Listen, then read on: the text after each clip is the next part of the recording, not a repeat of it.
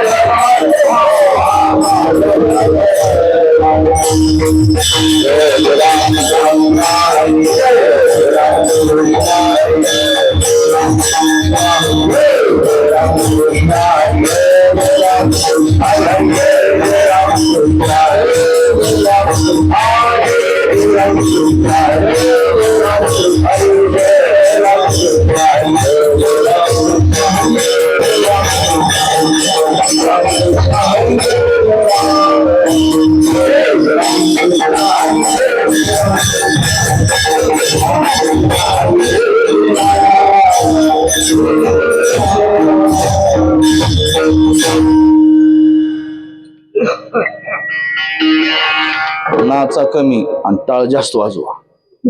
नाचूच नका आज, काही गरज नाही नाचायची. मग भाकरी जिरवायच्या भानगडी कशाला. म्हणा माग म्हणा, टाळ वाजवा.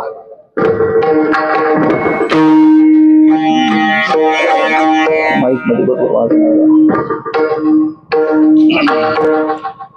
नाम संकीर्तना साधन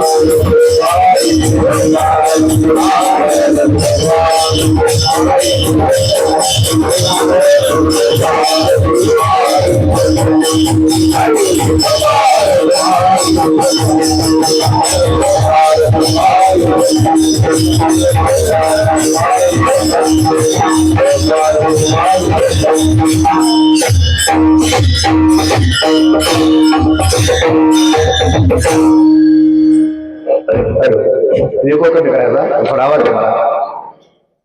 हॅलो काय हॅलो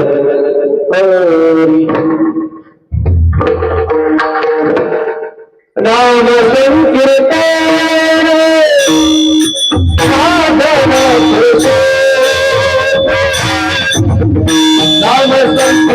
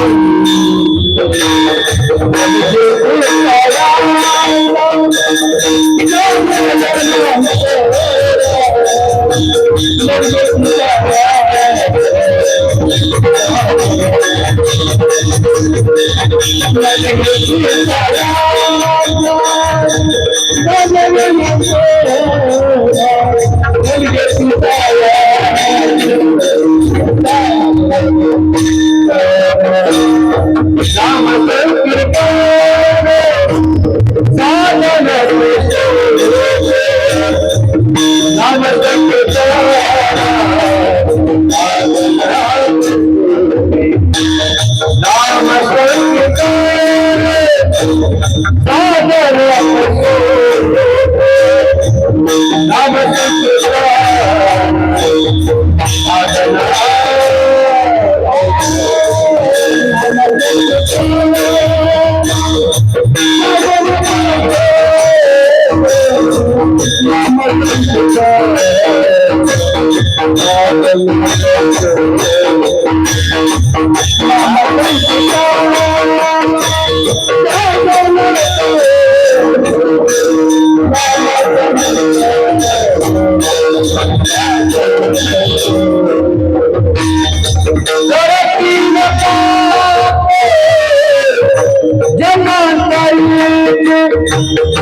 जळतीला पापे जगाचे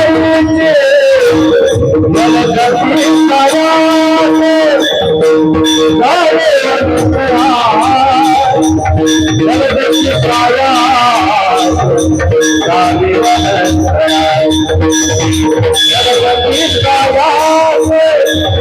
सारे अंतरा जलगती काया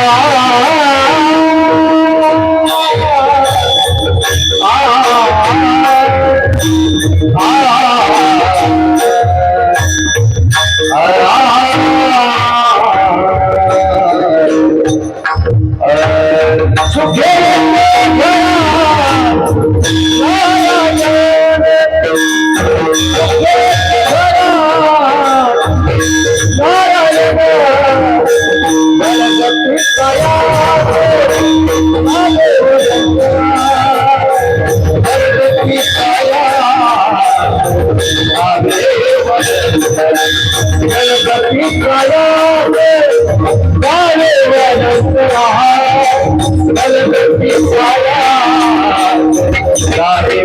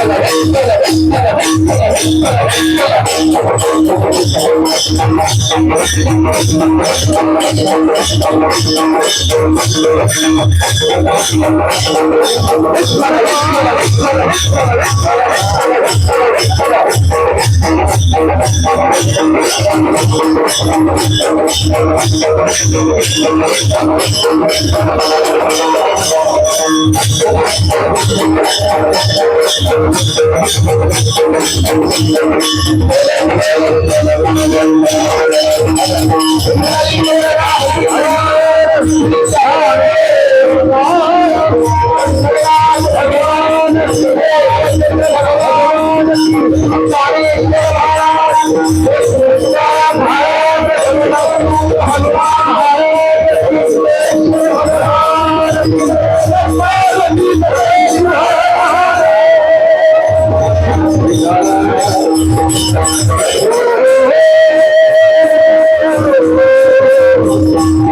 नाम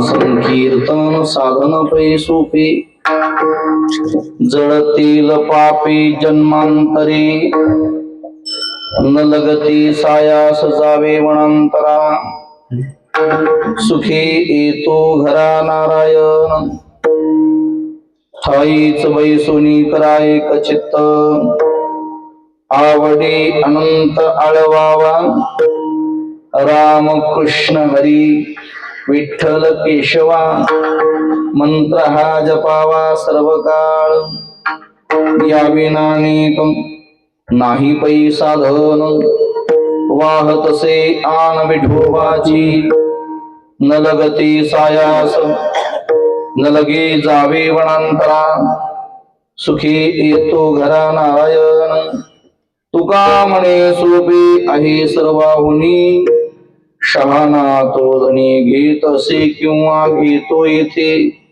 न लगते सायास जावे वनांतरा सुखी येतो घरा नारायण विठ्ठल विठ्ठल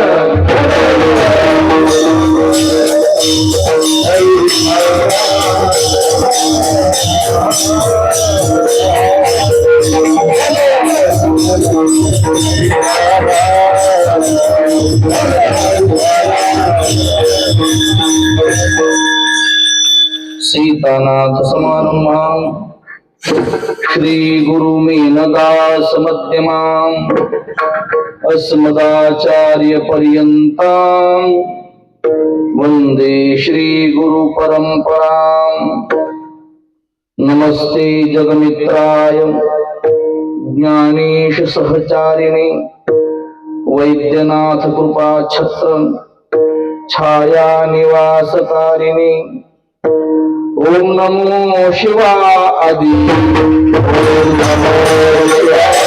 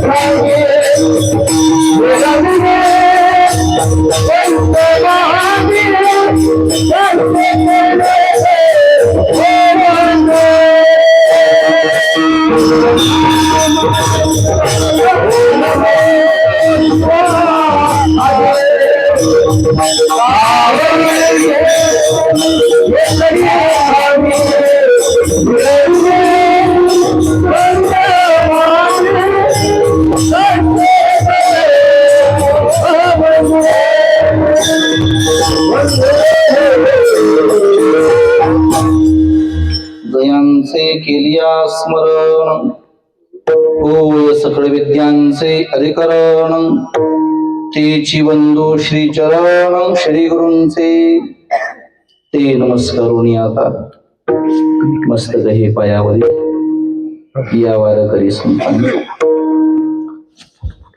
भगवान अनंतेश्वराच्या या पुण्य पावन प्रांगणामध्ये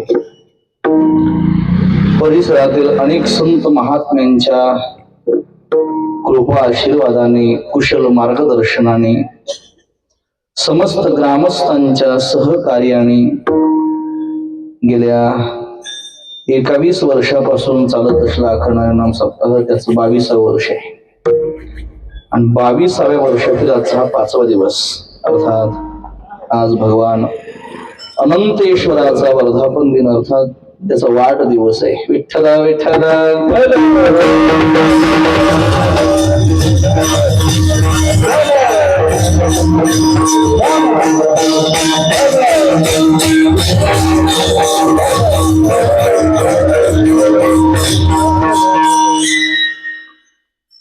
भगवंताच्या वाढदिवसाच्या निमित्ताने अर्थात वर्धापन दिनाच्या निमित्ताने चालत असला सप्ताह आजचा त्यातला हा विशेष दिवस आहे. महादेवासारखं दैवत अख्ख्या जगतामध्ये कुठेच नाही. नेहमी सांगतो बघा, पंढरीच्या पांडुरंगाची उपासना कराल तर तो तुम्हाला संसारातल्या गोष्टी कधीच देत नाही. पंढरपूरचा मालक तुम्हाला मूल देणार नाही, तुमच्या बोरला पाणी देणार नाही, विहिरीला पाणी देत नाही, लॉटरीचं तिकीट लावत नाही, तुमचं घरही तो बांधून देत नाही. उलट त्याची जितकी जास्त भक्ती कराल तितकी तुमची घरं पडल्याशिवाय राहत. त्याचा तो नियमच आहे. पंढरपूरचा मालक ज्याच्या घरी आला त्याच्या संसाराचं दिवाळं निघालं महाराज. हे माझे शब्द आहेत, हा लक्षात ठेवा. हे अनुभव आहेत मोठ्यांचे. नामदेवाच्या घरी जगाचा मालक गेला. नामदेव महाराजांच्या घरात झोपलं तर चांगलं दिसत होतं. कसं असेल घर? जनाबाई करता देवाला तिच्यावर चोरीचा आळा आला. तुकोबाच्या घरी देव आला. महाराज म्हणाले कुत्रे घर राखीती अशी आमची दशा झाली. देवाला काय त्याची खूण देवाला घरा त्याचे पडे चिरा संसाराशी. महाराज म्हणाले देव घरी येण्याची खूणच आहे, त्याच्या संसाराचं वाटोळ होतंय. अर्थात ती पांडुरंगाबद्दल चालले बरं का. महाराज तो काहीच देत नाही का? देतो ना. विटेवरचा मालक देतो पण त्या संसारातल्या गोष्टी देत नाही, तो फक्त मोक्षच देतो. आणि मग तुम्ही तर सगळे संसारिक आणि संसारिकाला लय महाराज बरंच काही लागतंय. त्याला मुलं व्हावं वाटतात, त्याला बायको असं वाटते, त्याला पैसा मिळावा वाटतो. महाराजांच्या भाषेत धन दान पुत्रजन 4 गोष्टी संसारिक जीवन जमलंय.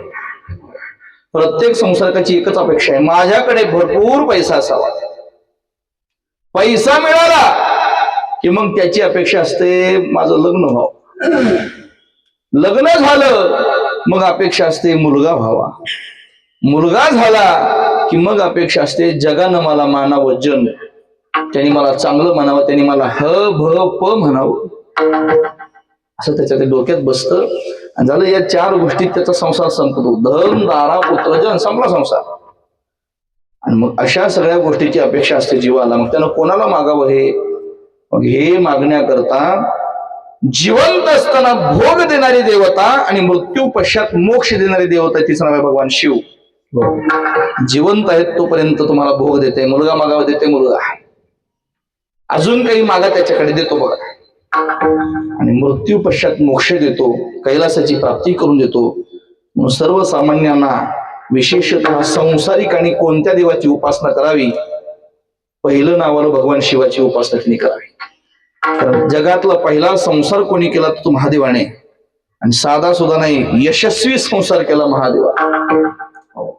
10 वेळा पार्वती रुसून गेली, 10 वेळा महादेवानं समजून आणली. मला वाटतं तेव्हापासून ही परंपरा आहे आणि हे चालत आहे. हे तुम्ही म्हणजे आताही व्यवहारात घरी पार्वतीच म्हटल्या जात आहे, तुम्हाला महादेवच हे तिथूनच आलं. म्हणजे सर्वांची देवता आहे, सर्वांच्या इच्छा पूर्ण करणारी देवता म्हणजे महादेव. विठ्ठल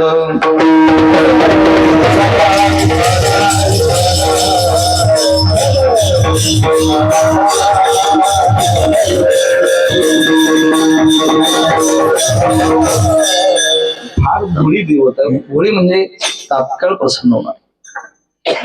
ज्याची जशी इच्छा असेल तसं तात्काळ देतो देव. शिवमहापुराणात कथा आहे. एका ब्राह्मणाचा मुलगा संगतीने बिघडला. ब्राह्मणाचा मुलगा, विद्वान घरातला मुलगा, त्याचा बाप मोठा ब्राह्मण, मोठा विद्वान, 4 लोकांना ज्ञान सांगणारा, गावात त्याचा मान. आणि अशा मोठ्याचा मुलगा संगतीनं बिघडला एके दिवशी तो ब्राह्मण गावात फिरत होता आणि फिरता फिरता एका जणाच्या हातात त्यानं आपल्या मुलाची अंगठी पाहिली. त्याला जाऊन विचारलं, ए कुठून चोरलीस? चोरली नाही. मग माझ्या मुलाची अंगठी तुझ्या हातात कशी आली? तो म्हणला, महाराज ते मला नका विचारू, तुमच्या घरी जाऊन तुमच्या दिवट्याला विचारा, कळेल माझ्या हातात कशी आहे. ब्राह्मणाला वाईट वाटलं, माझ्या मुलाची अंगठी याच्या हातात कशी आहे? ब्राह्मण घरी गेला, मुलाला विचार, अरे अंगठी कुठे आहे माझी? त्यानं खाली मान घातली. काय म्हणतो मी, कुठे आहे अंगठी? बोलेस ना. आणि मग त्याची बायको मध्ये आली. माय त्याला काही म्हणू नका हो, तुम्हाला मी सांगणारच होते पण आता सांगते. ह्याला जरा जोगाराचा नाद लागला आणि कालच जोगारात तुमची अंगठी हरपून आले. माझ्या पदरचं नाही, शिवपुराणात आहे. ब्राह्मणाला वाईट वाटलं, माझा मुलगा व्यसनाला लागला, संगतीला लागला, चांगली सोन्याची अंगठी गमवून आला.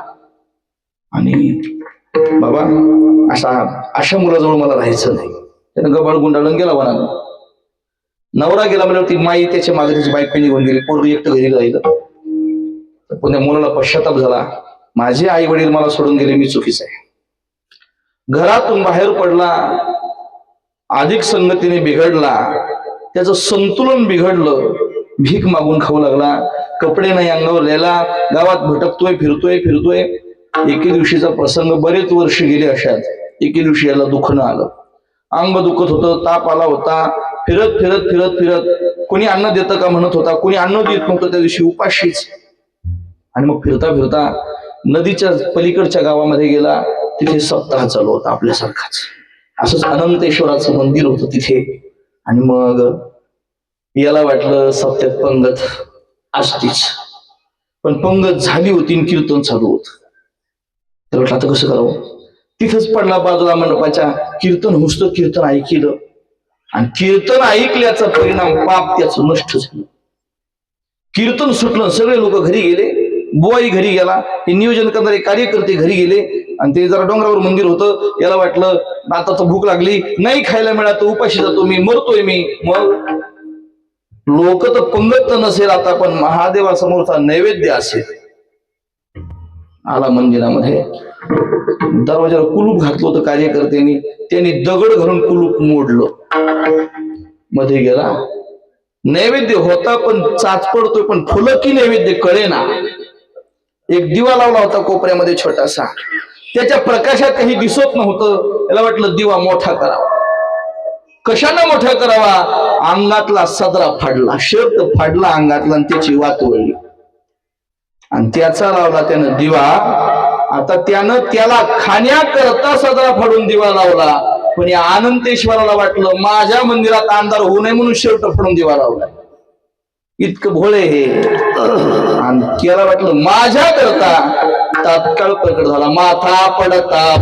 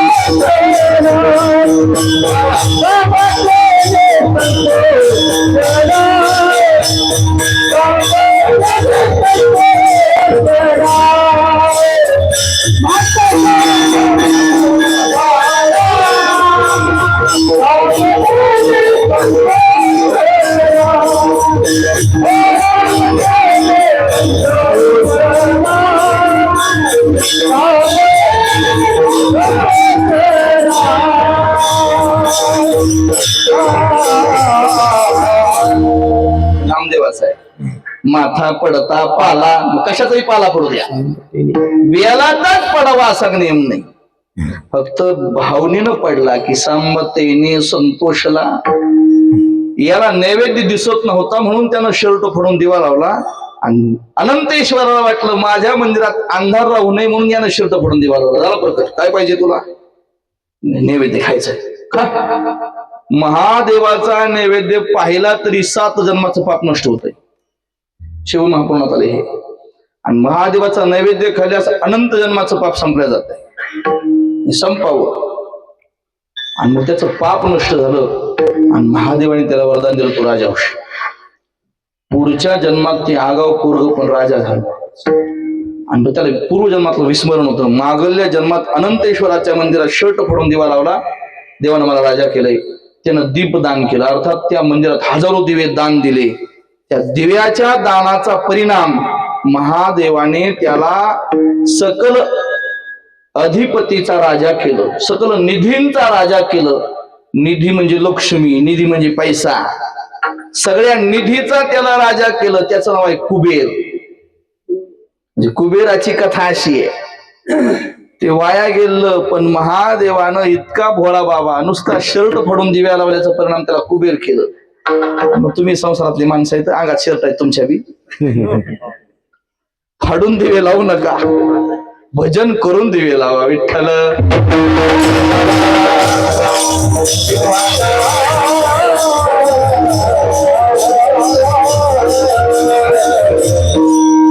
कृपा करणारा भगवान अनंतेश्वर, अशा अनंतेश्वराच्या दरबारामध्ये आमचंही भाग्य सेवा करण्याचा सुयोग प्राप्त झाला. पण आज जराशी माझी प्रकृती बरी. काकाजीला म्हणलं होतं यावंच लागतंय का, ते म्हणे यावंच लागतंय का, यावंच लागतंय. मी कुणाला भेट नाही, पण ह्यांना भेटतो. म्हणजे कोणाला वार करायला माळ करायला भ्यावं माणसानं. आणि मग त्यांच्या आग्रहाने तुमच्या दर्शनाकरता येणं घडलं. 1 तास कीर्तन करणार आहे. विठ्ठला विठ्ठल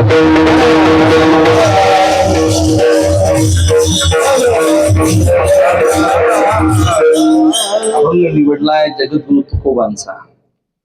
महाराजांचा हा अत्यंत चिंतनीय 6 चरणांचा, सगळ्याच्या पाठातला, हरिपाठ ग्रंथातला, हरिपाठाच्या अंती आणि गुरु परंपरेच्या अगोदर म्हणण्याचा अभंग आहे.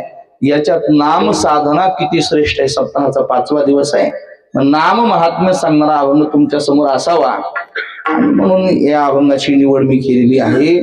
आपण सगळे मृत्यू लोकात राहणारी माणसं आहे, आणि आपल्या प्रत्येकाच्या प्रश्नाचं उत्तर वेगवेगळं आहे. आपल्या जीवनातल्या प्रत्येकाच्या अडचणी वेगवेगळे आहेत. कोणाला जर विचारलं तुम्हाला जमीन किती, प्रत्येकाचं उत्तर सारखं येणार का? प्रत्येकाचं उत्तर बदल येणार आहे. तुमची बायको चांगली आहे का? प्रत्येकाचं उत्तर वेगळं येणार आहे. महाराज, आता तुम्ही भेन इथं होय म्हणताल, पण ते उत्तर वेगवेगळंच आहे. अर्थात प्रत्येकाची उत्तर या बाबतीत वेगवेगळे आहेत. पण जगात एक प्रश्न असा आहे की त्या प्रश्नाचं सगळ्याचं उत्तर एकच आहे, सगळ्याचं उत्तर. आणि तो प्रश्न असा आहे, तुम्ही सुखी आहात का? मग खाली बसलेल्या माणसाला विचारा, उत्तर आहे नाही. टाळकऱ्याला विचारा, उत्तर आहे नाही. गायकाला विचारा, उत्तर आहे नाही. तुमचं कसं आहे? सगळ्याच नाही. तुम्ही सगळे नाही म्हणतात, मग मी ते होय कशाला म्हणतो? हा एकमेव प्रश्न असा आहे की सगळ्याचं उत्तर एकच आहे, नाही. आम्ही सुखी नाहीत बुवा. मग अर्थात आम्ही सुखी नाहीत म्हणजे आम्ही दुःखी आहेत. मग दुःखी का आहेत आपण? आपल्या दुःखाचं नेमकं काय कारण आहे? मला वाटतंय आपल्या सगळ्याच्या दुःखाचं एकच कारण. दुःखाला कारण वेगळं नसतं. सगळ्याच्या दुःखाचं एकच कारण आहे. काय कारण आहे माहित आहे? दुःखाचं कारण आहे पाप. माणसं जगात सुखी होतात पुण्यानं, कारण पुण्याचं फळ आहे सुख, आणि पापाचं फळ आहे दुःख. माणसं दुःखी होतात पापानं. जाऊ दे, हे माझं नका ऐकू. शिव महापुराणाच्या प्रथम संहितेमधलं सूत्र आहे. नारद असं म्हणाले, कलियुगात अशी गोष्ट आहे, रोग ग्रसित देह काहा. म्हणजे काय? कलियुगात तुम्हाला असं एकही घर सापडणार नाही की त्या घरामध्ये आजारी माणूस नाही, गोळी चालू असलेला माणूस नाही, असं एकही घर सापडणार नाही. मागे 20-25 वर्षापूर्वी, 50 वर्षापूर्वी गावात कुणीतरी आजारी असायचं, गावात कुणाला तरी गोळी लागायची. आता कुणी हात वर करा, महाराज आमच्या घरात कोणालाच कशाचीच गोळी नाही.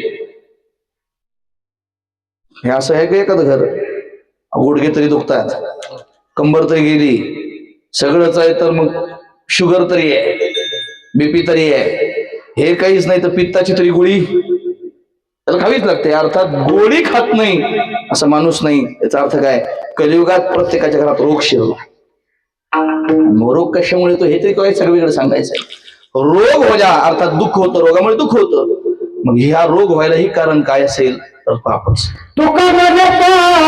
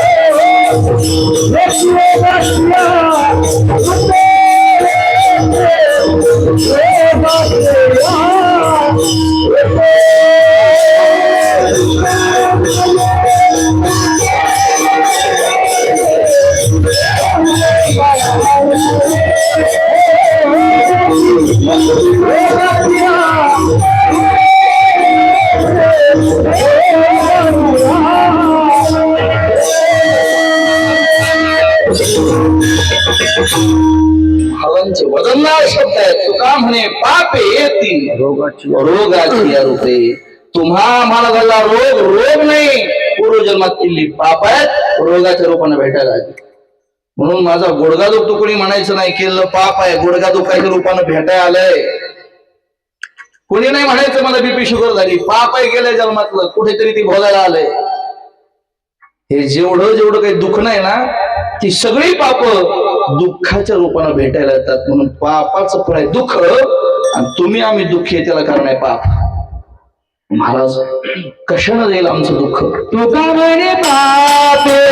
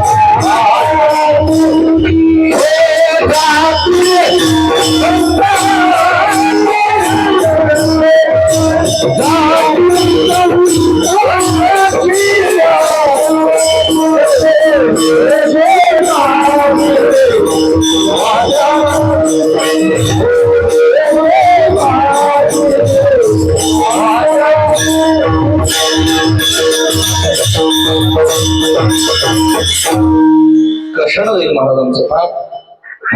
तुका म्हणे पापे जाते संताची जपे. साधूच्या जपाने पाप जाईल. अजून कशानं जाईल पाप, वेदाने वर्णन केलंय. तुम्ही सगळे शेतकरी माणसं आहेत, खरंच सांगा, तुमच्या शेतात बोराटी उगवते, बोराटी उगवलेली काढता तुम्ही, फांदीच काढता का मुळासकट काढता. फांदी काढता, आमच्याकडे मुळासकट काढते. पुन्हा उगवती हो, फांदी काढली की काय होते, पुन्हा उगवती. बरं जाऊ द्या. हराळ, हराळ माहिती ना तुम्हाला. हराळ कशी काढता, सगळीच काढता का वरची वरची काढता, नुसती वरची वरची काढता. आमच्याकडे काशा सुद्धा उचलून काढतात मला. तुमच्याकडे कसं काय. अर्थात ते मुळासकट काढलं म्हणजे उगवत नाही. जमलं. आता दुःख जाण्याचा उपाय शोधू नका. मग ज्या पापामुळे दुःख होतं ते पाप घालवा, दुःख संपलंच की. जीवनात जर पापच नसलं दुःख होणारच नाही. मग कशानं जाईल पाप. पाप जाण्याकरता शास्त्राने 4 गोष्टी सांगितल्या. ज्ञानाने जातं पाप, ज्ञानाने होतं सुखाची प्राप्ती. अजून कशाने मिळते सुख, सुख मिळतं कर्माने, विहित कर्म आचरणाने सुखाची प्राप्ती, पाप जातं. अजून कशाने जातं पाप, कशाने सुखाची प्राप्ती, उपासनेने. आणि 4थी गोष्ट योगाने. हे काही वेदात आलं नाही, पण अलीकडे अष्टांग योग सांगितलं भगवंतांनी घेते, त्याच्यात आलं. अर्थात ज्ञानाच्या द्वारे, कर्माच्या द्वारे, उपासनेच्या द्वारे आणि योगाच्या द्वारे पापाची खंडना होते, सुखाची प्राप्ती होते. खरं म्हणजे आता हे मला सांगायचं नाही तुम्हाला, पण अभंगात शब्दाला आहे साधन. आणि मग त्या साधनाला श्रेष्ठ ठरवण्याकरता मला आता इतर साधनं कशी कनिष्ठ आहेत हे तुम्हाला सांगायचं का. आणि कलियुगाचा महिमा असा, इथे ज्ञान चालत नाही, इथे कर्म चालत नाही, इथे उपासना घडत नाही, इथे योगही घडत नाही. अवघ्या वाटा झाल्या, अवघ्या वाटा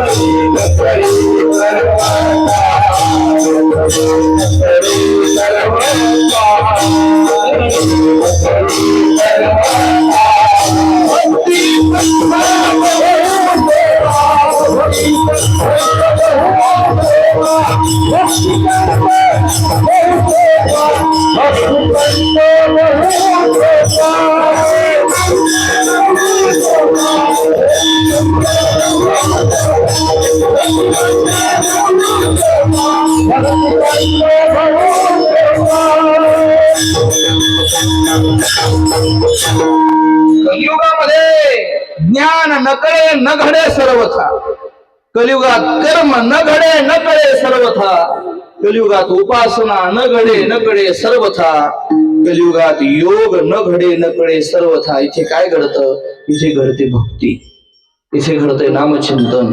कलियुगात ज्ञान कळत नाही महाराज माणसाला. ज्ञानाच्या बाबतीत कलियुगातली माणसं मार मागे आहेत.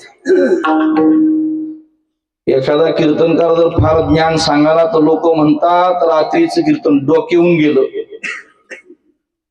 ज्ञान लोकांना आवडत नाही महाराज. कलियुगात हसविणारा बुवा असता तर जागा पुरली नसती महाराज. लोकांना ज्ञानाची चाडच नाही. लोकांना विनोद हे फार बरं वाटतं. विनोदाची कथा गोड लागे अशी सगळ्या समाजाची दशा. बरं जाऊ द्या. एखादा महादेवाची म्हणजे पार्वती महादेवाला म्हणली, महादेवा तुमचं माझ्यावर प्रेम असतं. माझे म्हणजे का बरं? तुम्ही मला सगळं सांगत नाही. सांगत जा बरं का सगळं घरी विचारी जातीला. तुम्ही मला सगळं सांगत नाही. माझ्या म्हणजे काय सांगितलं नाही? तुम्ही मला ब्रह्मज्ञान सांगितलं नाही. बारीक आहे काही.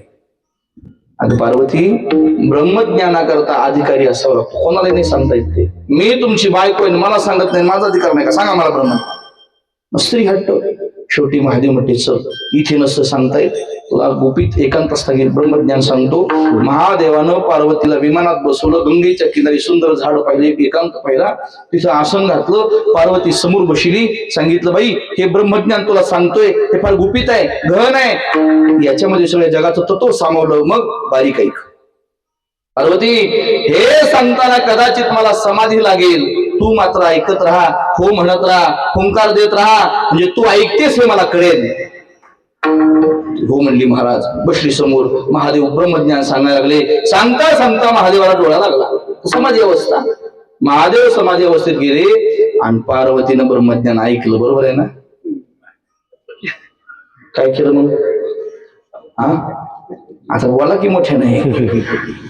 अहो झोपली नाही का? आता महादेवाची पार्वती झोपत असेल, तुमची पारी ऐकत असेल का? ती झोपतीच महाराज. ब्रह्मज्ञान हे असंच असतं बा, ते कोणाला नाही कळत. महाराजांचे शब्द आहेत, ब्रह्मज्ञान जरी कळे उठा उठी तरी का हिमपुटी वेदशास्त्र. महाराज म्हणाले जर ब्रह्मज्ञान इतकं सहजासहजी माणसाला कळालं असतं तर वेदशास्त्राची काय गरज पडली असते. माणसाला ज्ञान कळत नाही. माणसं ज्ञानाच्या बाबतीत फार माग आहेत महाराज. ज्ञानाकरता अधिकार लागतो. ज्याच्या चित्तात काम करत राहतात तिथे ज्ञान टिकत नाही. आता कलियुगात गोष्ट कशी आहे, एक तर ज्ञान कळत नाही, कळालं ते अंगी बाणवत नाही. आणि बाणवलं तर ते आचरणात येत नाही. ज्ञानाची फार गोष्ट कठीण आहे. ज्ञानाकरता अधिकार लागतो. उदाहरण आहे का, एक शिष्य एका गुरुकडे गेला. महाराज मला ब्रह्मज्ञान सांगा. गुरु म्हटले बाबा ब्रह्मज्ञान असं सांगता येत नाही, मग तू जाऊन तपश्चर्या कर. तपश्चर्या करून परत मी तुला ब्रह्मज्ञान सांगतो. शिष्य वनात गेला. 12 वर्ष तपश्चर्या त्यानं केली. 12व्या वर्षी निघाला. गुरु मठात बसले होते. पाहिलं शिष्य आलाय आपला. मग तिथे एक माऊली मठ झाडून काढून निघाली होती. इकडे काय, ते आमचा शिष्य 12 वर्ष तप करून आला. मग तुझ्या हातातला तो कचऱ्याचा डबा घेऊन उलट त्याच्या अंगावर. महाराज तू काय म्हणेन मला, म्हणून दे म्हणजे जा. तर ती महाराजांची खरी शिष्य होती. गेली तिनं तो कचऱ्याचा डबा त्याच्या अंगावर उलटीला. तो ग बसला असं त्यानं म्हणला पोलीस व्हायली महाराज शिवायची. तुला अकल आहे का, दिसत नाही का, डोळे फुटले का तुझे? मी इतका मोठा महाराज माझ्या अंगावर कचरा टाकीत म्हणजे. बरंच काही बोलले. गेली बाई निघून. तो मध्ये आला. सांगा ब्रह्मज्ञान. गुरुजी म्हणजे राजा अजून तुझा ब्रह्मज्ञानाचा अधिकार नाही, जा परत. पुन्हा गेला. पुन्हा 12 वर्ष साधना केली आणि 12 वर्षानं पुन्हा निघाला. मठाच्या दारात गुरुन पाहिजे. आणि मग तीच बाई फरशी धुली होती. मठातलं ते खराट्यानं झाडून काढून ती निघाली होती. वाला खराटा घेऊन मग गेली. ते शिष्य आला आमचा. काय ते शिपट त्याच्या अंगावर खराटा. महाराज म्हणजे गेल्या वेळेस कचरा टाकला त्यानं लय शिवाय दिली. म्हणजे जा म्हणजे शिपट पक्की होती. महाराज ती गेली. ती शिपटला खराटा अकरा का मला तो महाराज म्हणला मी माझ्या अंगावर टाकी. सगळ्या युट्यूबला सध्या मीच घाललोय. मला माझ्या अंगावर तुला कळतं का म्हणला युट्यूबला. बरंच काही बोलला महाराज की बाई बाई निघून गेली. आला हा सांगा ब्रह्मज्ञान. महाराज म्हणे बाळ अजून तुझा अधिकार नाही. किती वर्ष झाली आता हे? पुन्हा गेला. 12 वर्ष साधना केली. परत आला. ती बाई तिथून जाऊ लागली. ए बाई ती आलाय म्हणली. मग टाक काही कचरा त्याच्या अंगावर. ती बाई गेली. महाराज पुन्हा त्याच्यावर माती लोटून दिली. पण या वेळेस त्यानं त्या बाईच्या पाया पडला. माऊली माझ्या आईपेक्षा तुमचे उपकार मोठे येतो. तुमच्यामुळे मला 36 वर्ष तपश्चर्या करायला मिळाली. तुमच्यासारखी आई मिळाली भाग्य लागतंय. हे गुरुनी ऐकलं. गुरुच पळत आले. चल तुला ब्रह्मज्ञान सांगतो. आज तू ब्रह्मज्ञानाचा अधिकारी. तुम्हाला मला कधी कधी नवल वाटतंय याच्या जागी जर कलियुगातला एखादा शिष्य असताना तो म्हणला असता गुरुच बदलू.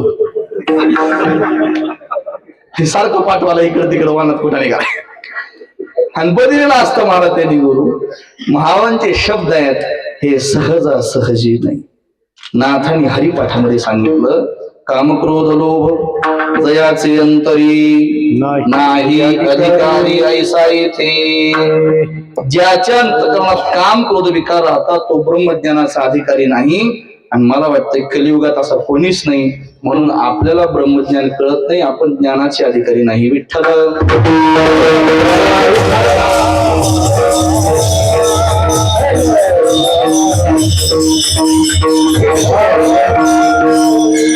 ज्ञान आपल्याला कळत नाही. जाऊ द्या. ज्ञानाने आपण सुखी होत नाही. मग दुसरा मार्ग आहे कर्म. कर्माच्या बाबतीतही महाराज आपण इतकी अज्ञानी माणसं आहेत. आपल्याला काय कळतं बरं कर्मातलं? काय कळतं आपल्याला कर्मातलं? आपल्याला कर्मातलं काहीच कळत नाही. आणि कर्म फार सूक्ष्म असतं. ते फार कठीण असतं. कर्म करायला जाता पण तिथं थोडी जरी चूक झाली तरी पतन. तिथे पतन. कर्म धर्म नव्हती चांग पुण्या अंगी पतन. महाराज म्हणत ते चांगलं नाही. थोडं करायचं धुकलं की पतन. फार कठीण आहे. तुम्हाला गरुड पुराण माहिती का? गरुड पुराण. गरुड पुराण माहिती का? किती अध्याय गरुड पुराणात? 18 अध्याय गरुड पुराणात. बरोबर आहे तुमचं. तुम्ही वाचलेल्या गरुड पुराणात 18च अध्याय आहेत. पण खऱ्या गरुड पुराणात अध्याय 275. म्हणजे एकाने त्याच्या प्रेतकल्पावर टीका केली. त्याचा 18 अध्याय तयार केली. तेवढी तुम्हाला माहिती. त्या 275 अध्यायामध्ये कर्म सांगितलं. फार सूक्ष्म कर्म सांगितलं.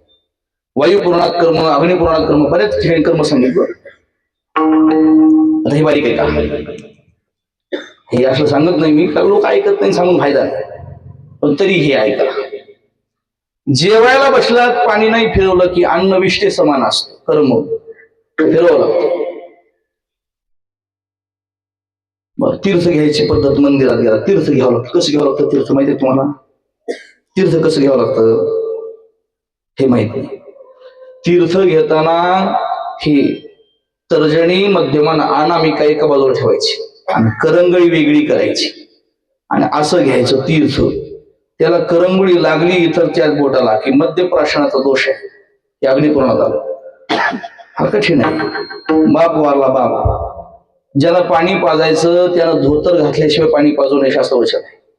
अंगात धोतर नसेल म्हणजे काष्टा नसेल तर त्याला पाणी पाजण्याचा अधिकार नाही. त्याच्या हाताने पित्र पाणी पित नाही. म्हणजे ज्याला श्राद्ध करायचं, पिंडदान करायचं, कर्म करायचं, पाणी पाजायचं आधी धोतर घालावं. हे नियम आहे त्याच्यात. कोण घालतं धोतर? आता जीन्स पॅन्टवर पाणी पाजाली पोरं बापाला, काय खरंय त्याचं? हे कसं व्हायचं आता? आणि मग कर्म सूक्ष्म आहे. आपल्याच्यानं कर्म घडत नाही. आपण कर्माच्या बाबतीत फार अज्ञानी माणसं आहे, अज्ञानी माणसं आहेत आपण. अरे आपले लोक गंध लावित नाहीत महाराज. कर्माच्या बाबतीत फार येडी माणसं आहेत आपण. तुम्ही कधी पूजेला बसा, ब्राह्मण देवता अगोदर तुम्हाला आपोषण म्हणजे गंध लावते, आणि तो गंध लावल्याशिवाय ती पूजा सफलच होत नाही. इथे बिना पांढऱ्या कपाळाचं दिवसभर बोंबलं फिरत महाराज गंध लावित नाही. काही काय कसं खरं ना आपण? शास्त्र वचन आहे, कपाळाला गंध नसताना जर मेलात तर वारकरी असला तरी नरकातच जावं लागेल. त्याचं चिन्ह आहे. एकानं विचारलं, महाराज आंघोळ केल्या केल्या गंध मोडत आहे ना, आंघोळ करून गंध लावूस तर मधल्या टप्प्यात जर मिळाला तर मग कसं म्हणजे तेवढ्या टप्प्यात जर गेला गंध लावूस तर तिथवर जाऊस तर त्याला मधला मार्ग सांगितला शास्त्रानं. आंघोळ झाल्या झाल्या आंघोळ करून तिथवर गंध लावायला जाईपर्यंत यम येऊ नये याच्याकरता पाणीच हातात घ्यायचं, पाण्यानंच गंध लावला अशी कल्पना करायची. म्हणजे जरी जीव गेला तरी यमाचं गिऱ्हाईक होत नाही. कर्म सूक्ष्म आहे. आणि आहे का कर्म कळतंय का आपल्याला? आता महाराज जानवं गळ्यात असावंच नियम आहे. हिंदू आहेत ना तुम्ही? हिंदूच्या डोक्याला शेंडीन गळ्यात जानवं पाहिजे, नियम आहे. ज्याच्या गळ्यात जानवं नाही त्याला अभिषेक करण्याचा अधिकार नाही. त्याच्या गळ्यात जानवं नाही त्याने त्याला हात लावू नये. ज्याच्या गळ्यात जानवं नाही त्यानं श्राद्ध कर्म करू नये, त्यानं पिंडदान करू नये, त्यानं ते महाराज बापाला जीव घालू नये. त्याचे खात नाहीत ते लोक. आणि मग आता जानवेवाली किती तिथे हातो इकडं बरं कोणीच नाही. मग कशी माहिती होईल तुम्ही? कसं होईल तुमचं? तर मग कशी नाव ह्याच्याकरता सांगा. हे मला अवघड आहे. किती जण डोसक्याला शेंडी इथं? कोणाच्याच नाही. तुम्ही नाही वारकरी, तुम्ही नाही. तुमचं काय चाललंय इथे? हे इथं हे जे तुमच्यापेक्षा मोठे बारके आहेत त्यांचं चाललं. मोठ्या सांगून काय फायदा? ज्याला वय होऊनही वागायचं कळत नाही ते लेकरच आहेत आमच्या दृष्टीने. विठ्ठला विठ्ठल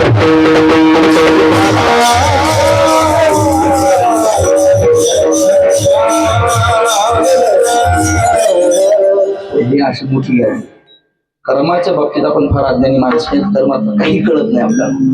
पण ज्ञान कळत नाही, कर्म कळत नाही. मग योग तरी योग घडतो का आपल्याला?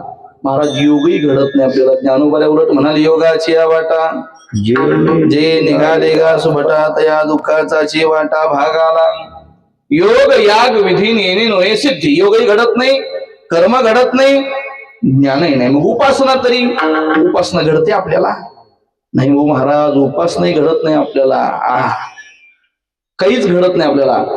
मला तर एवढी समोर बसलात माझ्या, आम्ही 108 माळी जप केल्याशिवाय जेवण करीत नाही असं कोण यायचं? एक माळ जप केल्याशिवाय भाकरी खात नाही असं कोण यायचं? उपासना घडते का आपल्याला? एखादा असेल बिचारा, त्याचं जाऊ द्या, एखादा सापडे. कोणी नाही सापडत. लोक पंढरपूरला गेले की ज्ञानेश्वरी आणतात समोर. आता मग ठरवित येतं रोज वाचणार. 2-4 दिवस वाचित, 5व्या दिवशी कुठं ज्ञानेश्वरी की कुठं योग्य. असं घडतंय का नाही? अजून खरं सांग का तुम्हाला? खरं सांग का? भल्या माणसावर तुम्हाला एकादशी बायकून आठवण करून द्यावी लागते. इतके येडे आहेत तुम्ही. तुम्हाला 3 म्हणावं लागतंय बरं का काही खाताना आज एकादशी, आणि तिथून तुम्ही पुढे एकादशी तयारी करता. इतकं काम आपलं अवघड आहे. काय कर्म घडतं, उपासना घडते आपल्याला? आपल्याला काही घडत नाही महाराज. आपला हरिपाठ म्हणजे या सप्त्याचं ते त्या सप्त्याला. ती हे पोरांनी केला तर हरिपाठ, नाही तर गेला बोंबलं ती हरिपाठ. घडतो का? हे घडत नाही. हे असलं खरं बोलतोय म्हणून मी कॅमेरा लावू देत नाही. ते बोट टाकी तर तिकडे लोक आरडत येत म्हणा. विठ्ठल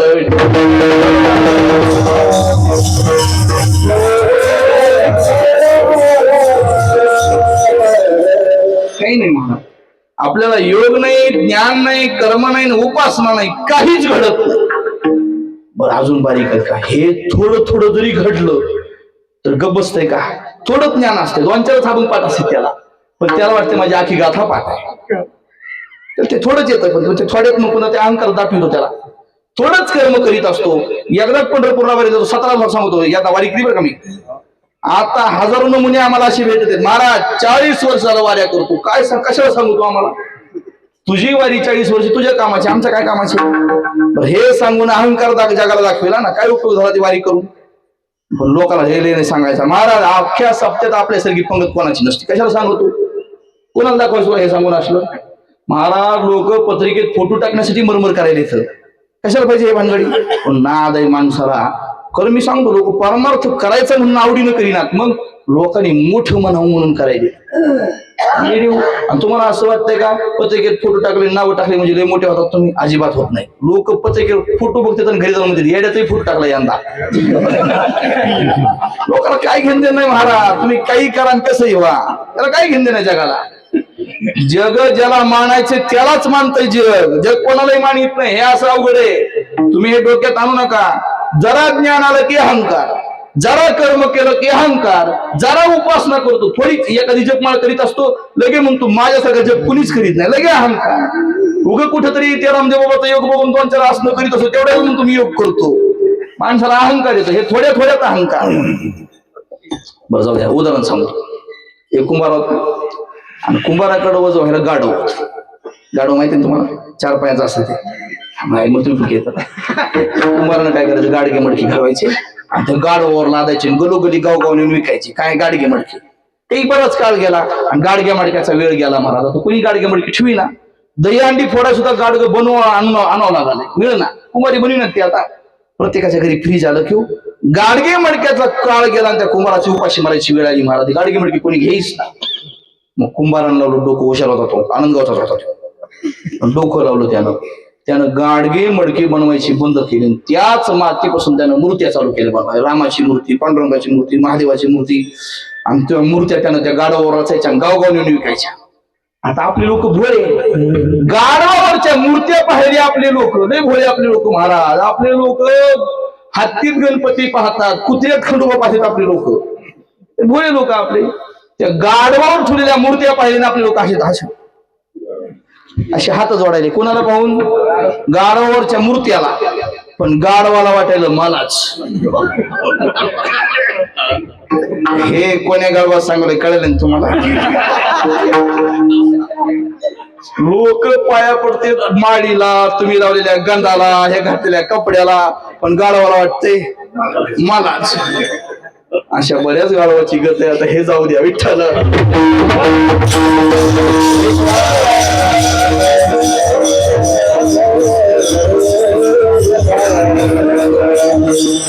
मग ते गाढवाला वाटलं हे माझ्या पायात अहंकार आला.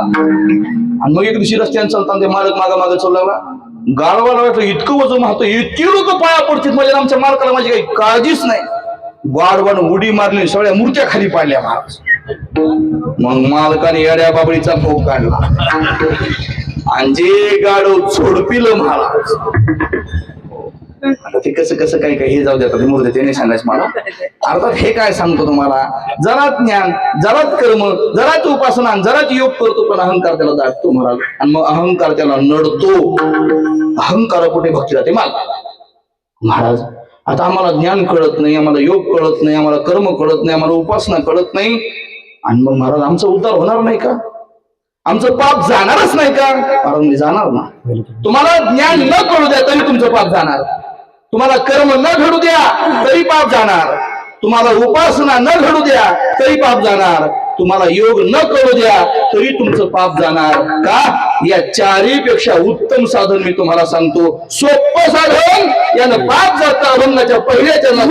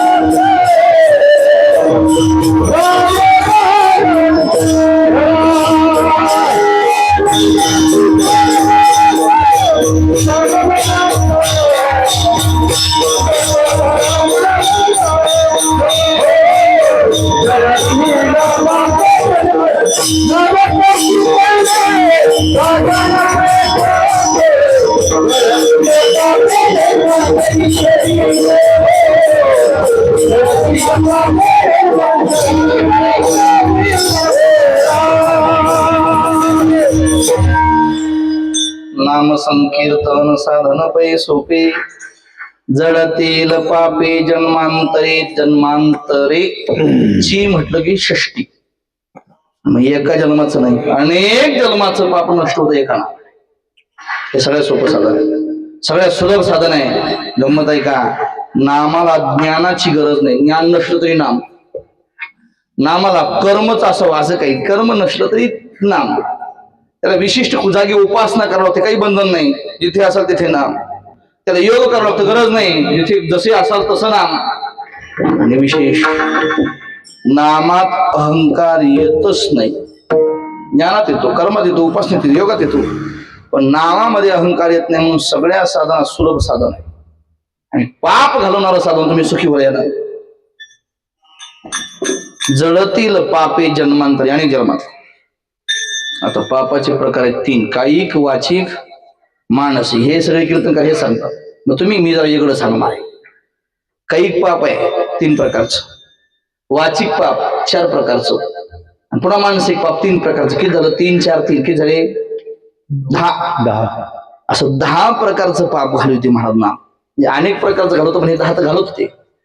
शरीराकडून होतं ते 3 प्रकारचं पाप, वाचेकडून होतं ते 4 प्रकारचं पाप, आणि मनाकडून होतं ते पुन्हा 3 प्रकारचं पाप.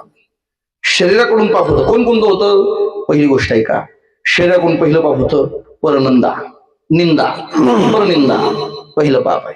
अजून परस्त्री गमन दुसरं पाप, हे घडतं त्याच्याकडून. परहिंसा 3 पाप घडतात शरीराकडून, हे शरीराद्वारे. निंदा करणं पाप आहे आणि ते घडतं महाराज. माणसं सहज बसले, हे शरीराकडून घडतं. परस्त्री गमन पाप आहे, काही घडू नये, शरीराकडून घडतं. आणि तिसरं पाप आहे परहिंसा. हिंसा करीत राहतो माणूस, कोंबडी बकरी मारीत राहतो माणूस, हिंसा करीत राहतो, पाप घडतं. आणि या पापाचा परिणाम दुःख भोगायला लागतं. हे सगळे पाप घालवतं एक ना. वाचेकडून काही पाप घडतात, वाचा काही पाप घडवते, काही पाप घडतात वाचेकडून पाप घडतात, वाचिक पाप म्हणतात त्याला. काही पाप घडतं असंबद्ध बोलणं, तुम्हाला माहित नसताना एखाद्याबद्दल बोलणं पाप, निंदा करणं पाप, असत्य बोलणं पाप, आणि नामचिंतन न करणं पाप. असे 2-4 पाप घडतात त्याच्या वाचेकडून घडतात. नामचिंतन न करणं पाप हे माझं नाही, ज्ञानोबांचं आहे. ज्ञानोबा म्हणाले, ज्याच्या मुखाला नाम येत नाही तो पापी आहे, पापी. नामासी विनमुख, नामाची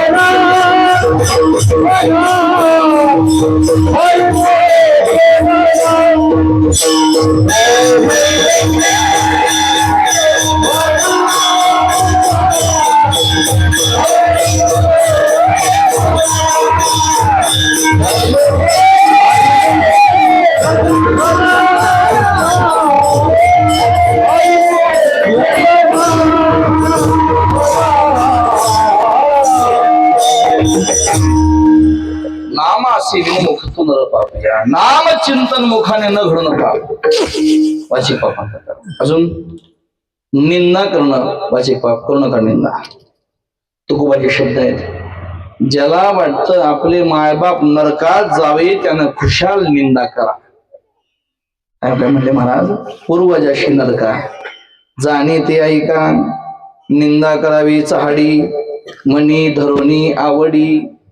ज्याला वाटतं आपले मायबाप नरकाला जावे त्यानं निंदा करा. वाचिक निंदा, करू नका निंदा. निंदा करणं पाप आहे, नामचिंतन न करणं पाप आहे, खोटं बोलणं सुद्धा पाप आहे. वाणीनं माणसाने खोटं बोलू नये महाराज, होईल थोडं त्यानं खरंच बोलावं. उलट ज्याची वाणी खोटं बोलते महाराज म्हणाले तिथं पापाचा छापखानाच आहे. खोटं बोलणं, असत्य ते वाणी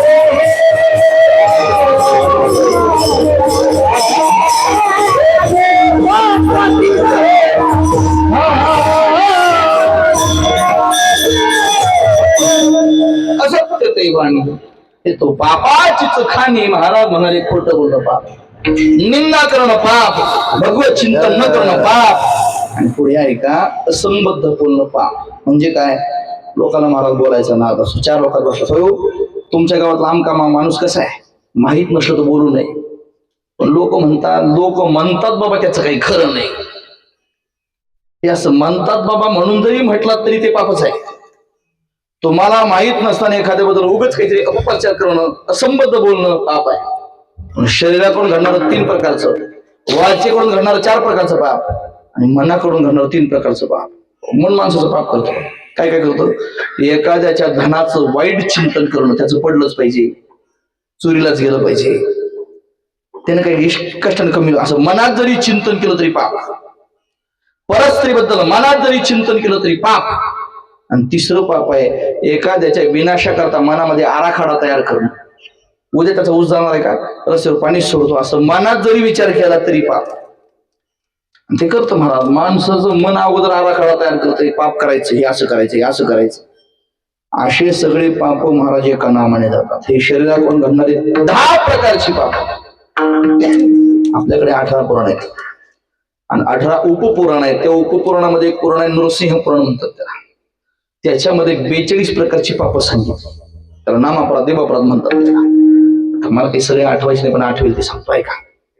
देवाच्या समोर बोलणं अपराध, देवाच्या समोर मांडी मोडून बसणं अपराध, देवाच्या मुकडे पाठ करून बसणं अपराध, देवाच्या समोर इतराच्या पाया पडणं अपराध, देवाच्या समोर झोपणं अपराध, देवाच्या समोर जेवणं अपराध, कीर्तनातून उठून जाणं अपराध, कीर्तनात मांड्या मोडून बसणं अपराध, पानाचा वेडा बेडी घेऊन बसणं अपराध. असे जवळजवळ 42 अपराध आहेत.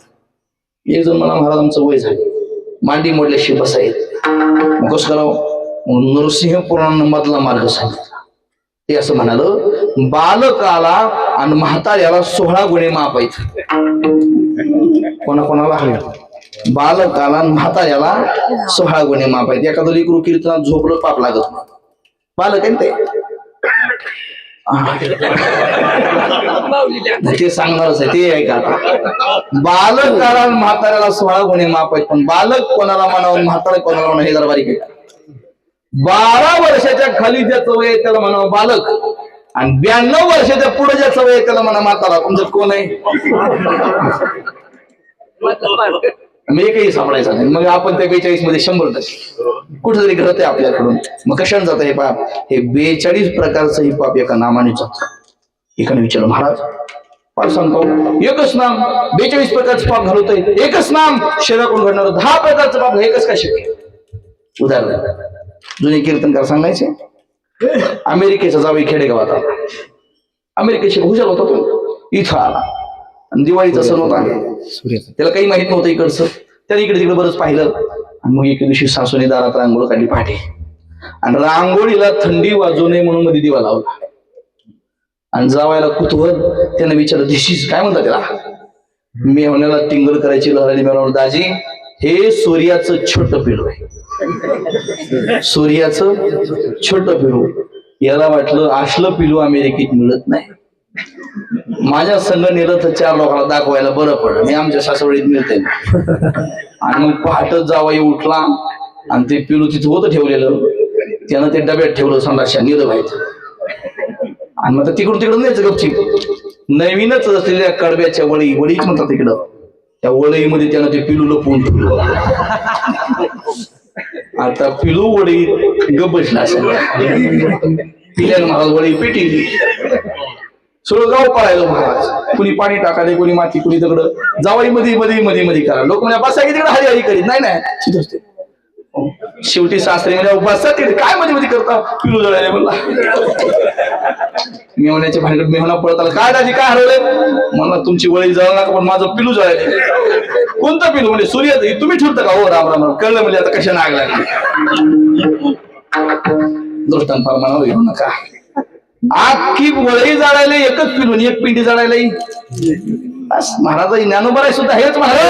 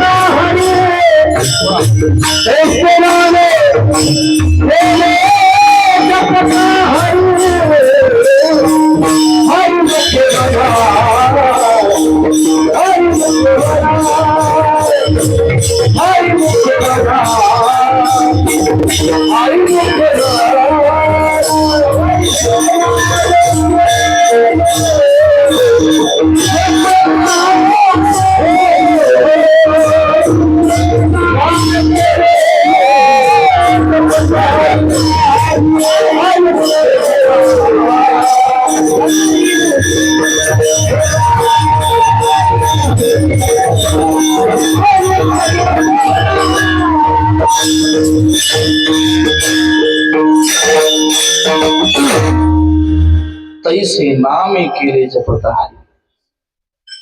एकच कवताची पिंडी जळतय, एकच खाडी लागतंय. अख्खी वळी जळतय, एकच खाडी लागतंय. एक पाप घालवायला एकच नाम, मागल्या अनेक जन्मातलं पाप घालवायला एकच नाम. हे सगळ्यात सोपं आहे. नाम संकीर्तन साधन पै सोपे, जळतेल पापे जन्मांतरे. सगळं पाप घालवते. एखाद्या विचारू महाराज ज्ञाना करता अधिकारी लागतो, कर्मा करता सुद्धा बुद्धी तल्लक लागते, योगा करता शरीर लवचिक लागतं, म्हणजे बंधन आहेत त्याला. उपासने करता ही सावधान तत्पर माणूस लागतो. तुमच्या नामा करता काही बंधन आहे का? महाराज म्हणजे आमच्या नामाला काहीच बंधन नाही. वनात जावं लागत नाही, काही सायास करावा लागत नाही, काही नाही. उलट नामाचा महिमा देव घरी येतो.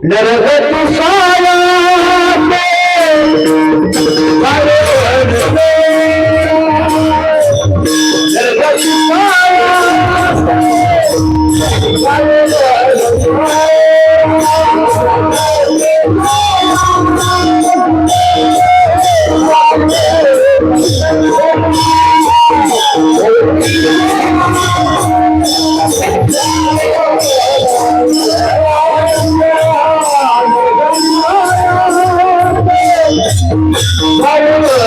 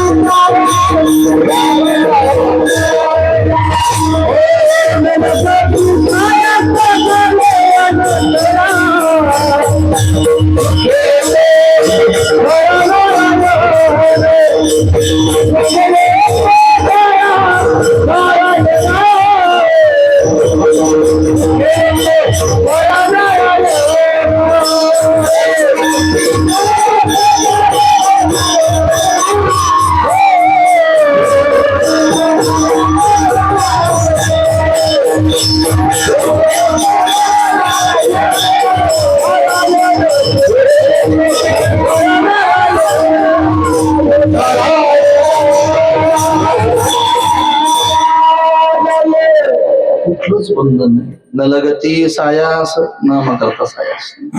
हे दोन्ही कडलं उभया नव्या उभया. न लगे जावे वनांतरा दोन्ही कडला व्हायचं. सायास लागत नाही न वनात जावं लागत नाही. परिणाम देव सुखाने घरी येतो. महाराज तुमच्या नामाकरता कुठलंच बंधन नाही का? महाराज म्हणजे कुठलंच नाही पण एक आहे. कोणतंय? तिसऱ्या चरणात आलं आवडी अनंत आळवावा. कुठलं बंधन सांगितलं? आवडी. नामचिंतनच करायचंय. एका जागीच बसून करायचंय. सायास न करता करायचंय. पण कसं करायचंय? आवडी. आणि तिथं तर माती खायलाय. सगळं व्हायला लागलंय पण आवडी. आता माझा वेळ संपला बरं का. माझं शरीर थकलंय आता. अनंतेश्वरला उभारताना म्हणलो तर 1 तास बोलायला ताकद. आणि ते आता तुम्ही पाहिजे आता संपलंय आता ते. आता परत ऐका नका हो तसं दोन दाब तसं डोळे पाहिले मला वाटतंय. गेल्या सरी तुमचं ऐकलं होतं मी 3 तास कीर्तन केलं गेल्या सरी. यंदा थोडं भागवत की काय अर्थ नाही. पुढे अजून करू. पुढे ऐका आता. किती आवड पाहिजे तिथे. आवडीशिवाय केलं नामचिंतन, आवडीशिवाय केलेली भक्ती नसते. उदाहरण ऐका माझं नाही. नाथानी भागवतात उदाहरण दिलं. एकनाथांनी दिलं. नाथ महाराज म्हणाले एक स्त्री मालकाची सेवा करते. एक स्त्री मालकाची सेवा करते. पाय दाबते मालकाचे. पण मालकाचे पाय दाबताना ती देहानं पाय दाबते. चित्त तिचं परपुरुषामध्ये रममाण आहे. तुम्ही तिला पतिव्रता म्हणाल का? शरीरानं सेवा करते, हात दाबते, पाय दाबते मालकाचे. पण चित्त जर तिचं परपुरुषाकडे असेल तर तुम्ही तिला पतिव्रता म्हणणार नाही. मुखाने भजन करताय, अभंग म्हणताय, हरिपाठ गाताय, जपमाळ घेऊन बसलात, पण मन जर संसारात रमत असेल तुम्हाला भक्त म्हणावं काय? महाराज म्हणाले ही भक्ती सुद्धा व्यभिचारच आहे. चित्त तिचे परपुरुषी मिथ्या लुडबुडी निजपती पाशी. ती पतिव्रता नोहे जैशी जाण भक्ती तैशी व्यभिचारी. महाराज म्हणाले तिला जसं पतिव्रता म्हणता येणार नाही तसं भगवत चिंतन करणारा जर तिथे आवडी नसेल तर ते सुद्धा नामचिंतन नाही. तो सुद्धा शुद्ध व्यभिचार. अर्थात परमार्थातील सगळ्यात मोठी गुपित धरण्याची नियमावली आहे. काही करू नका पण जे कराल ते आवडीनं करा. आमच्या गुरुजींचे शब्द आमचे महाराज म्हणत असतात कीर्तनात मृदंगाला कणिकच आणून द्या पण आवडीने हे माझ्या देवा करताय म्हणून द्या. भक्ती आहे. इथे पत्रावळ्या उचला या सतरंजा झटका पण मनात भाव ठेवा हे माझ्या देवा करता भक्ती होते. कीर्तन करताय पण मनात असेल हे पाकिटा करताय तर भक्ती नाही वे विचार आहे. टाळ वाजवताय पण मनात असेल कीर्तन झाल्यावर मिळणाऱ्या भक्ती नाही, तो विचार आहे, तिथे भक्ती नाही. येथे घडणारी सहज क्रिया आपण आवडीने असेल तर भक्ती आहे, आणि इथे घडणारी मुद्दामून केलेली परमार्थिक क्रिया आवडीने नसेल तर ती सुद्धा भक्ती नाही. विठ्ठल विठ्ठल.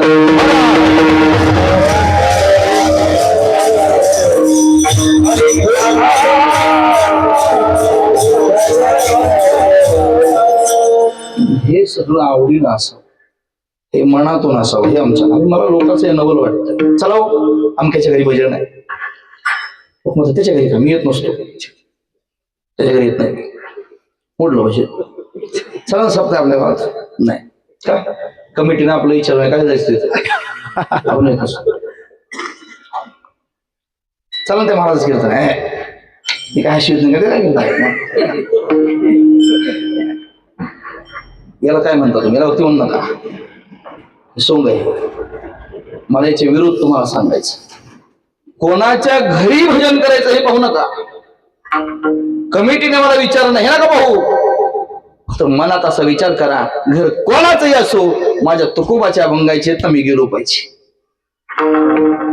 कीर्तनकार कोणताही असो, माझ्या महाराजांचा अभंग सांगणार आहे ना, मी गेलो पाहिजे.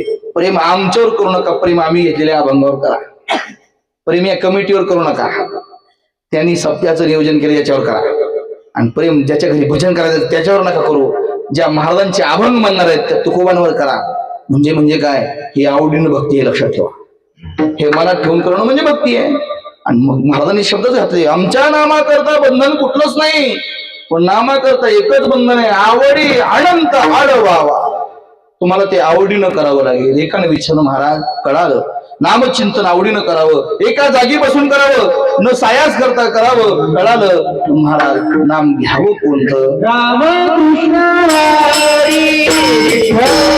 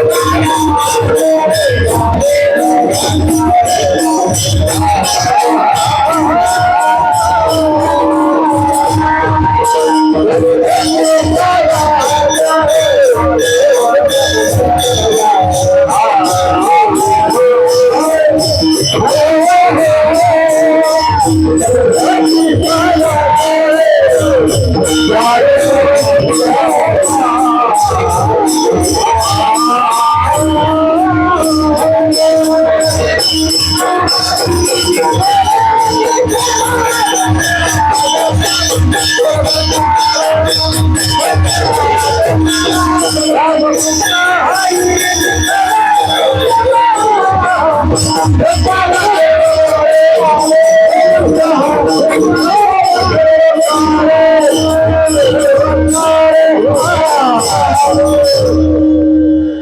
नाम घ्यावं महाराज राम कृष्ण हरी विठ्ठल केशवा काही म्हण कृष्ण म्हण हरी विठ्ठल केशव म्हण याच्यासारखा सुलभ आणि सोपा मंत्र जगामध्ये होता नाही पण इतकं सगळं चांगलं सांगितलं आता किती चांगलं सांगितलं महाराजांनी हे सोपं आहे सुलभ आहे पाप जात आहे वनात जायची गरज नाही देव घरी येतो सायास करू नका आवडीनं घ्या राम म्हणा कृष्ण म्हणा हरी म्हणा इतकं सगळं सोपं सांगितल्यावर ज्ञानाच्या बाबतीत कर्माच्या बाबतीत लागू नका बाबा तरी अहंकार येतो नामचिंतनात भक्ती प्राप्त होते हे करा संसारातल्या काही लोकांना जुनं उकरायचा नाद असते त्याला ते जुनं काढल्याशी दम पडत नाही इतकं सगळं चांगलं सांगितलं ते म्हणते मग ते संसारातलं बरोबर ते चांगलं होतं ते कर्म उपासना असं 4-5 वर्षापूर्वीची घटना आहे 4 वर्ष मी गेलो वजूरला कीर्तनाला आपा तिथे महादेवाचाच म्हणजे खलाडेश्वर असं कीर्तन झालं एक म्हातारा आला मला बायकोन मारले मला घरी जायचंच नाही आता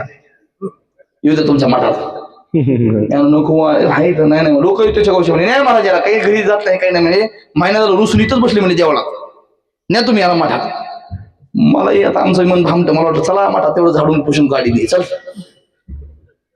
तो गाडीत आणलो मठात आणि ते 15 दिवस राहिलं मठात मला ते मस्त भाकरी आता मी तेव्हा मला डबा येत नव्हता मी करून खायचो आणि मी कुठं कीर्तनाला माझं बाहेर भागायचं पण हे उपाशी मरून म्हणून मी त्याच्या भाकरी करून जायचो 15 दिवस राहिलं ते आणि तिथं नदी होती शेजारी वाणगंगा गोदावरीची उपनदी ते एके दिवशी नदीला गेली अर्धा घंटा झाला 1 घंटा झाला म्हणजे उडी फिडी मारली काही येईच ना वैतागा मरतो कडे आता हे अंगरट काहीतरी म्हणून नदी लागलो तर हे नदीच्या वाड्यात दगड बसलो होतो समोर बघून डोळ्यात पाणी रडायला लागलं मी जवळ गेलो काय झालं यायचं नाही मठात यायचंय म्हणला मग काय होतं रडाय काय झालं काही नाही म्हणला ते लुगडं वाहत जायले म्हणला त्याला बघितलं माझ्या बायकोची आठवण तिला अश्लेष रंगाचं होतं म्हणला आता येड्या भल्या माणसा तिथून येताना म्हणलास तिच्याकडे जायचं नाही आता घरचं नाव काढणार नाही मठात आला असं इथं येऊन पर वणी जाऊनी वनिता चिंतिशी तशी संसारात काही लोकांची गत असते महाराज नामाने इतकं सगळं चांगलं होतंय असं म्हणण्याशी एक जण म्हणला होय महाराज पण ज्ञानानं काही कर्मानं काही होतच असेल ती महाराज बाबा अरे इतर साधनामध्ये काही नाही रे नामासारखं उत्तम साधन नाही माझ्या विठोबाची शपथ घेऊन सांगतो या विनाने असता पै साधन किंवा नाही पै साधन वाहत असे यान विठोबाची मला नाही पण असेल की महाराज म्हटले तू शहाणा आहेस ना का बरं मी सांगतो ते फक्त शहाणीच माणसं घेतात तो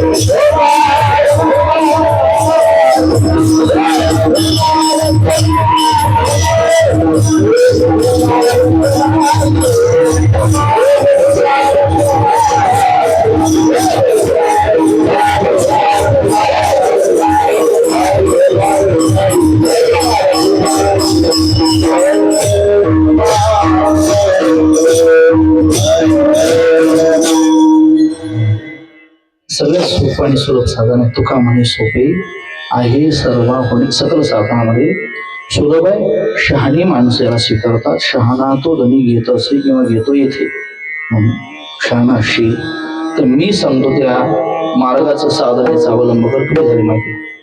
भगवत चिंतन कर, नामचिंतन कर, हे सगळ्यात सुलभ साधन आहे. अशी नामचिंतन साधनाबद्दलची सुलभता महाराजांनी या 6ही चरणामध्ये आपल्या समोर मांडलेली आहे. यथामथी यथावकाश. मला वाटतं पोटापुरतं झाले आता. धावपळ करणं काय अर्थ आहे? आठवडावर 10 अर्धा घंटा पण गेला नाही झालेली शिव भगवान अनंतेश्वराच्या चरणी समर्पित करू. पुंडरीश परमात्म्याच्या तुकोबांच्या चरणी समर्पित करू.